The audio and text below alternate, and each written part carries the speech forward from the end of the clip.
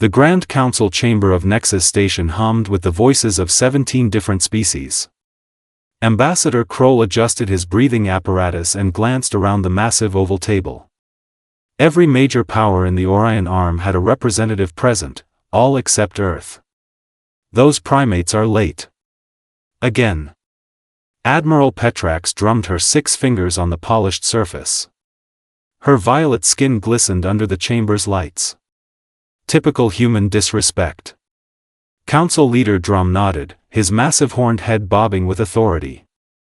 The Terran Alliance has precisely 7 more minutes before we proceed without them. Their application to join our Galactic Defense Initiative will be automatically declined. Across the chamber, Trade Minister Loxera laughed, her melodic voice carrying through the room. What could they possibly contribute anyway? One tiny system, barely 50 years of space travel. My species was exploring the stars when humans were still figuring out how to make fire. The chamber erupted in laughter, a cacophony of hoots, clicks, and rumbling chortles. Station Commander Bentic cut through the noise. Proximity alert. Vessel approaching through Sector 9. The wall-sized viewscreen flickered to life, displaying a sleek, obsidian craft barely larger than a standard shuttle. Its design was unlike anything in the Council's collective database: no visible weapons, propulsion systems, or even communication arrays. That's it? Admiral Petrax snorted. One ship? Not even a proper diplomatic vessel? Council Leader Drum sighed heavily through his breathing tubes. Let's get this over with. Permit docking in Bay 12. 20 minutes later, the chamber doors hissed open. A single human male walked in, unescorted, unarmed, and dressed in what appeared to be casual clothing rather than formal diplomatic attire. He couldn't have been more than 5 feet 9 inches, with tousled sandy hair and an amused expression that bordered on disrespectful. "Apologies for my tardiness," he said, his voice surprisingly deep and calm. Ambassador Jack Reeves, representing Earth. Loxera didn't bother hiding her disdain. You came alone? In that tiny vessel? Where is your security detail? Your diplomatic corps? Reeves smiled, a disarming, almost predatory expression. I am the diplomatic corps. Preposterous. Admiral Petrax slammed a fist down. This is the most important security alliance in the galaxy. Earth sends one man in one ship? The human's smile never wavered as his eyes, a startling steel gray, scanned the room, seemingly memorizing each face, each weakness. Trust me, Reeves said quietly, one is all that's needed. Something in his tone silenced the room. For just a moment, even the most seasoned diplomats felt an inexplicable chill. Only one ship? Part 2. The Negotiation Council Leader Drum cleared his throat with a wet, gurgling sound. Very well, Ambassador Reeves. Let us proceed with your application review. Earth wishes to join our defensive alliance while contributing. What exactly? Reeves took a seat at the massive table, appearing even smaller surrounded by the varied alien dignitaries. Some towered 12 feet tall, others possessed multiple limbs or exoskeletons that made them living tanks compared to the fragile-looking human. Knowledge, primarily, Reeves said casually, as if discussing the weather. And perhaps a few tactical insights. Admiral Petrax barked with laughter. Tactical insights? From a species that hasn't even fought a proper space battle? The Gorn hegemony destroyed 3 of your outposts last solar cycle. You didn't even retaliate. Reeves nodded. An unfortunate miscommunication. Miscommunication? Trade Minister Loxera's tentacles rippled with agitation. They killed 27 of your people. 28, actually. Reeves corrected, his expression unchanged. We chose restraint. The hegemony misinterpreted that as weakness. Security Chief Mazax, a hulking reptilian who had remained silent until now, leaned forward. What is your actual position within the Terran government, human? You carry yourself like a military man, not a diplomat. The room grew quiet. Reeves smiled again, but the expression didn't reach his eyes. I'm what you might call a problem solver. Before that, I commanded our 7th Fleet. 7th Fleet? Drom consulted his data pad.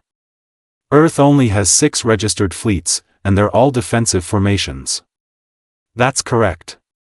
Reeves said nothing more.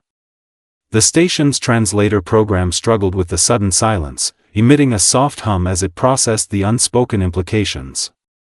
In one fluid motion, Reeves reached for a glass of water. Security Chief Mazax, jumpy by nature, activated his personal shield with a snap hiss. Without missing a beat, Reeves' hand changed trajectory, tapping precisely at the shield's generator node. The shield collapsed immediately. The room froze. Such technology was proprietary to Mazax's species. No outsider should know its weakness. How did you? Mazax began, his scales darkening with alarm. Lucky guess, Reeves said, finally taking his water. Your shield technology is remarkably similar to an obsolete Earth design. We abandoned it due to that particular vulnerability. Every non-human in the room exchanged glances. The atmosphere shifted perceptibly as the council members re-evaluated the small, unassuming human before them. Ambassador Kroll whispered to his aide, "Access Earth's military archives. Now." #only one ship? Part 3, the incident. The council called for a brief recess after 2 hours of increasingly tense negotiations. Ambassador Reeves excused himself to the station's observation deck, seemingly oblivious to the nervous glances that followed him. The human must not leave this station alive, hissed Trade Minister Loxera to a group of like-minded delegates gathered in a secluded corner. If what my intelligence suggests is true, Earth is not what it appears to be. Security Chief Mazax nodded reluctantly. My operatives are in position. They will make it look like an unfortunate accident. No diplomatic incident. On the observation deck, Reeves stood alone, gazing at the stars. He didn't turn when the door hissed open behind him. 3 maintenance workers entered, their movements too precise, too coordinated. Their tools shifted subtly, revealing concealed energy weapons. The atmospheric recyclers need maintenance, said the lead operative, a Thraxian with mottled blue skin. You should return to your quarters, human. Reeves sighed. We both know that's not why you're here. He still hadn't turned around. Last chance to walk away. The lead operative fired his weapon. In one impossibly fast movement, Reeves ducked, spun, and was suddenly beside the attacker. What happened next occurred so quickly that the station's security cameras could only capture blurred motion. Within 6 seconds, all 3 operatives lay unconscious on the deck. Reeves straightened his jacket and tapped his wrist communicator. Captain Navarro, we have a situation. Prepare contingency echo. The observation deck doors burst open as council security flooded in, led by a flustered Admiral Petrax. She stopped short at the scene before her. What happened here? She demanded.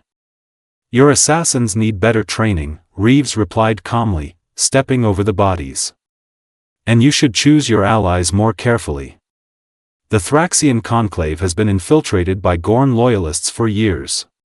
Council leader Drom arrived moments later, his massive form shaking with barely controlled panic. Ambassador, this is a terrible misunderstanding. I assure you, save it, Reeves cut him off. I have new terms for our alliance. My ship is sending them now. The station's alert system blared suddenly. Commander Bentik's voice echoed through the corridors, multiple vessels detected. Emerging from fold space directly off our port bow. On the emergency view screen, 5 sleek black ships identical to Reeves' craft had appeared from nowhere, their hulls absorbing light rather than reflecting it. Impossible, whispered Mazax. Our sensors would have detected their approach. Reeves smiled thinly. As I said earlier, one ship was all that was needed. The others are just a reminder of what you're dealing with. Did you really think Earth survived this long by being helpless? #only one ship? Part 4, The Truth. The Grand Council chamber had never been so silent. All 17 species representatives sat stunned as Ambassador Reeves activated a holographic display from his wrist device. 3 years ago, a Gorn battle fleet entered the Sol system, Reeves explained, his voice matter-of-fact as the hologram showed dozens of massive warships. Official records state that they retreated after diplomatic negotiations. The truth is somewhat different.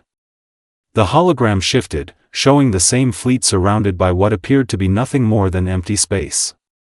Then, as if materializing from the void itself, hundreds of the same black ships appeared, encircling the Gorn armada. "The Seventh Fleet," gasped Admiral Petrax. "But how?" "Our intelligence indicated." "Your intelligence saw exactly what we wanted you to see," Reeves interrupted. "Earth learned long ago that appearing weak is sometimes the greatest strength." The hologram showed the Gorn fleet's destruction, not through conventional weapons, but by some technology that simply folded space around each enemy vessel, making them vanish. Council leader Drom's breathing tubes fluttered anxiously. "What happened to them?" "Relocated," Reeves said with a shrug. "To the outer rim of the galaxy. With disabled drives and a long journey home to contemplate their choices." Security Chief Mazax leaned forward, scales glistening with nervous perspiration. "Why reveal this now? You could have continued your deception." Reeves smiled. "Because the Gorn are planning something bigger. Something that threatens us all. We need allies who know what we're truly capable of." The chamber erupted in voices until Trade Minister Loxera cut through the noise. "Wait. If your stealth technology is this advanced, and your military this powerful, why seek alliance with us at all? You clearly don't need our protection." "An excellent question," Reeves nodded approvingly. "We don't need protection. We're offering it." He pressed another button on his wrist device. The hologram expanded to show the entire Orion Arm, with hundreds of the mysterious black ships positioned throughout. For the past 20 years, Earth has been the silent guardian of this sector. We've prevented 3 extinction-level events, diverted 2 gamma-ray bursts, and quietly eliminated 12 genocidal species before they could expand beyond their home systems. The council members stared in shock as Reeves continued. "But we're not here as conquerors. We're here as equals who believe sharing the burden is better than bearing it alone." As the implications sank in, Ambassador Kroll suddenly laughed, a nervous, almost hysterical sound. "By the cosmic void. All this time we thought we were evaluating your application to join us." Reeves smiled, but his steel-gray eyes remained serious. "No, Ambassador. This was your application to join us.